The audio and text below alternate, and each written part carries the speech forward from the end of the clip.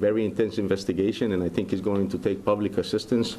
It's actually going to take, obviously, 21st century policing involving technology, but it's also going to take good old-fashioned police work. Now at 10, the investigation into the deadly mass shooting at Brown University is in its 5th night as police work to catch the shooter. Good evening and thanks for joining us for the Fox 61 News at 10. I'm Brent Hart. And I'm Sarah Sanchez. We've been covering this developing story on the ground in Providence, Rhode Island since it happened Saturday. And that's where we find Fox 61's Valerie Moravi with the latest. Investigators have released new clues and new images of a person they say they want to speak to. Now, this individual is not considered a suspect or a person of interest, but officials say they want to speak to him because he was in the proximity of the person of interest. I want to be clear that this is a person that we would like to speak with. We truly believe, based on the video footage that we have been watching for a few days, that may have relevant information to the investigation. So we're asking the public that you can help us identify who this individual is. That was the plea Wednesday from the Providence Police Department's Chief of Police, Colonel Oscar Perez. Investigators believe the person may have seen or heard something that could lead investigators to the person of interest.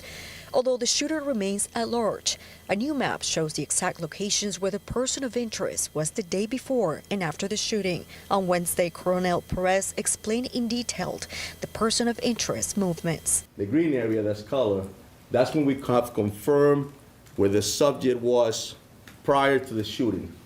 The red areas, we have also confirmed that that's the immediate area where he left after the shooting. And so this is the map that actually we have so far. We've walked it all. We're still actively investigating it.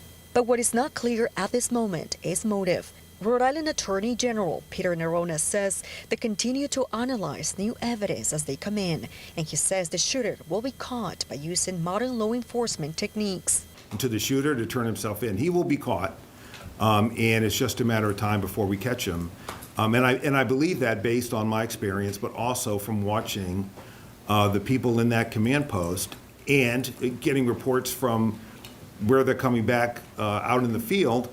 They know what they're doing, they're experienced, they're working hard. There's no lack of resources. Everyone's working really well together. And we're going to crack this case. And when we crack it, it's going to come open really quickly.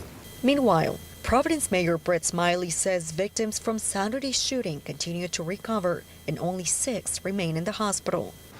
Now, as the investigation continues, officials want to remind people to check the cameras from weeks prior and to also remind the public to only use photos and videos distributed by official sources. In Providence, Valerie Moravi, Fox 61.